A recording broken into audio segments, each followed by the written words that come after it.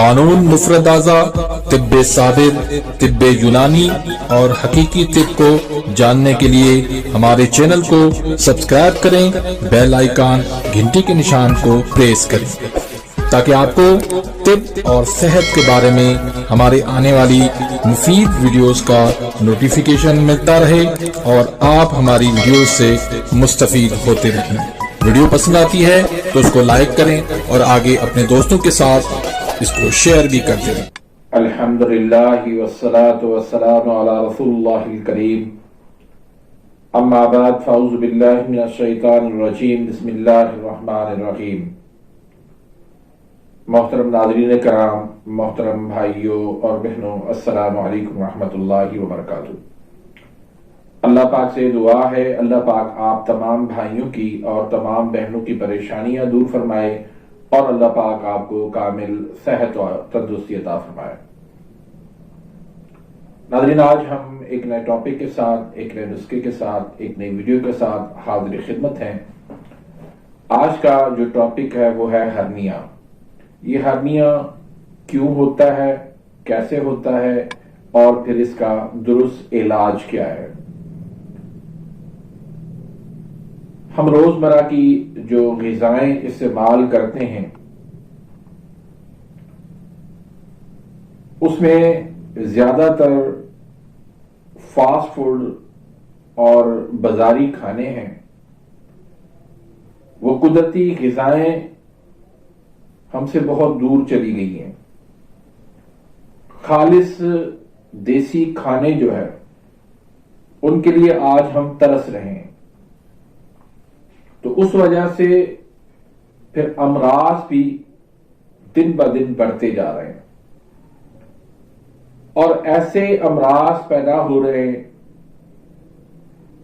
جن کی سمجھ نہیں آتی کہ ان کا کاز کیا ہے، ان کا سبب کیا ہے اور پھر اس کا علاج کیا ہے۔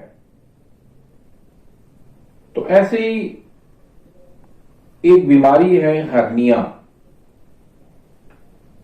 یہ بڑی آنت کی طرف جو ہے، وہاں پر بڑی آنت جو ہے اس کا ایک حصہ جو ہے وہ باہر نکل آتا ہے ایک رسولی کی طرح،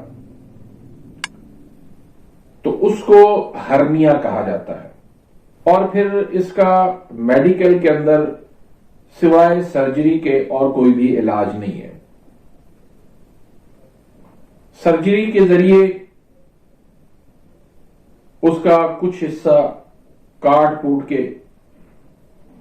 وہ اندر کر دیا جاتا ہے، تو وقتی طور پر تو ہرنیا ظاہراً وہ اندر ہو جاتا ہے اور مریض سمجھتا ہے کہ مجھے اب افاقہ ہو گیا ہے، آرام آ گیا ہے، لیکن کچھ ہی دنوں کے بعد وہ دوبارہ سے ہرنیا بننا شروع ہو جاتا ہے۔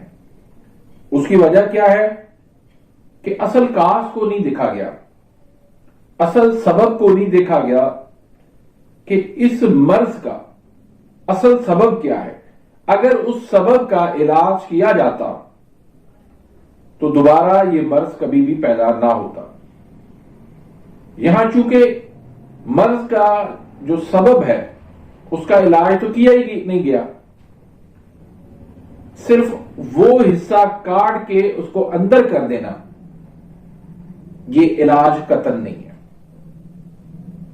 اصل مرض کا جو سبب ہے اس کو آپ دیکھیں، اس کا آپ علاج کریں گے تو آپ کا علاج کامیاب ہوگا، ورنہ ایسی سرجریاں آپ 20 کروا لیں گے لیکن مرض ختم نہیں ہوگا۔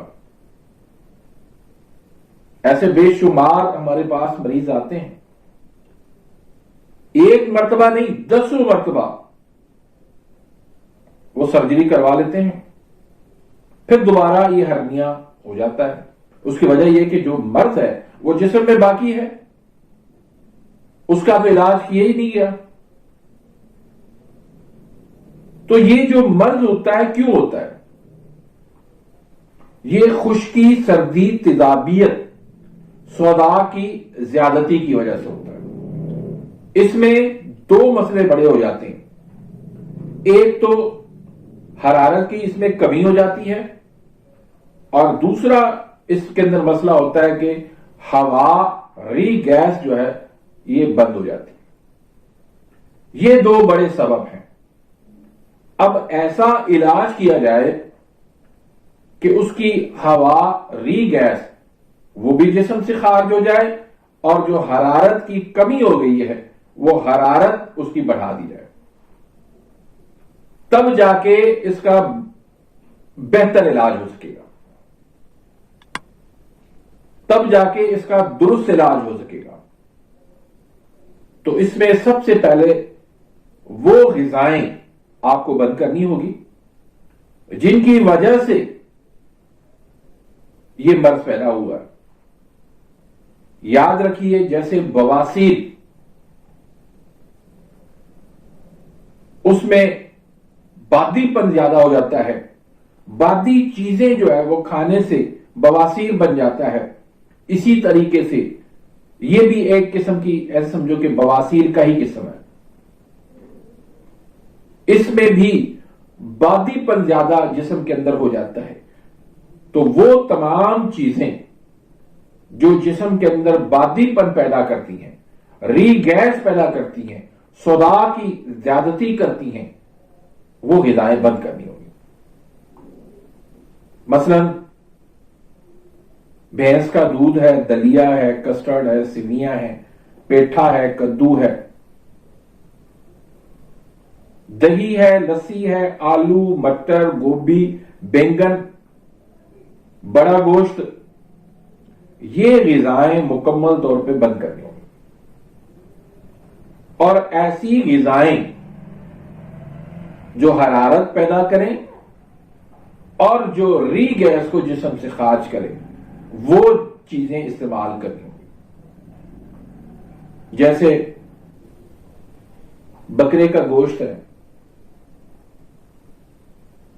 مونگ کی دال ہے، مولی ہے، دیسی مرغی ہے، کالے چنے شوربے والے ہیں، بکری کا دودھ ہے۔ تو ان چیزوں کے استعمال سے جسم کے اندر بادی پن جو ہے وہ ختم ہوگا۔ تو اس کے لیے آپریشن کروانا، سرجری کروانا، اپنے پیسے ضائع کرنا ہے، یہ قطعاً اس کا علاج نہیں ہے، اور نہ ہی یہ مستقل اس کا علاج ہے۔ اصل سبب جو ہے، اصل جو مرض ہے، اس کا جب تک علاج نہیں ہوگا، آپ ایسے سرجری آپریشن کرواتے رہیں گے لیکن کوئی فائدہ نہیں ہوگا۔ تو اس کے لیے ایک نسخہ بنا لیں۔ اگر آپ بنا سکتے ہیں تو ٹھیک ہے، اگر آپ میں سے کوئی مریض نہیں بنا سکتا تو آپ مجھ سے رابطہ کریں، میں انشاءاللہ آپ کو وہ ادویات بھیج دوں گا۔ تو اس میں ایک تو آپ نے مغز جمال گوٹا لینا ہے، 1 تولہ۔ جمال گوٹا ہمیشہ یاد رکھے گا کہ اس کو بہت احتیاط سے استعمال کرنا ہے، اس کو آپ نے مدبر کرنا ہے۔ شنگرف رومی، یہ بھی آپ نے مدبر کیا ہوا، یہ آپ نے 12 تولہ لینا ہے۔ اور انزروت، یہ گوند ہوتی ہے قسم کی، یہ آپ نے 12 تولہ لینی ہے۔ تو آپ نے کیا کرنا ہے، تمام چیزوں کا آپ نے صفو بنا کے اس کی آپ نے نخودی گولی بنا لینی ہے۔ تو ایک گولی آپ نے صبح دینی ہے، ایک گولی آپ نے دوپہر کو دینی ہے، ایک گولی آپ نے رات کو دینی ہے، تازہ پانی کے ساتھ۔ دوسرا نسخہ، اس میں آپ نے زیرہ سیاہ لینا ہے 250 گرام، برگے سداب آپ نے 100 گرام لینا ہے، سونٹ آپ نے 100 گرام لینا ہے، فل سیاہ 50 گرام لے لیں، فل دراز یہ بھی 50 گرام لے لیں، کرفس یہ 50 گرام لے لیں، پودینہ خشک یہ آپ 100 گرام لے لیں، تیز پات آپ 50 گرام لے لیں، اور اس میں آپ 3 گنا دیسی شہد ملا کے آپ اس کا معجون بنا لیں۔ آدھی چمچ ہر کھانے کے بعد صبح، دوپہر، شام تازہ پانی کے ساتھ آپ استعمال کریں۔ انشاءاللہ اللہ کے فضل و کرم سے آپ کی مستقل اس مسئلے سے جان چھوٹ جائے گی۔ تو جب تک آپ کا مسئلہ حل نہیں ہوتا تب تک آپ نے اس کی دوائی جاری رکھنی ہے. اللہ کے فضل کرم سے ہرنیا جیسے مسئلے سے آپ کی جان چھوٹ جائے گی.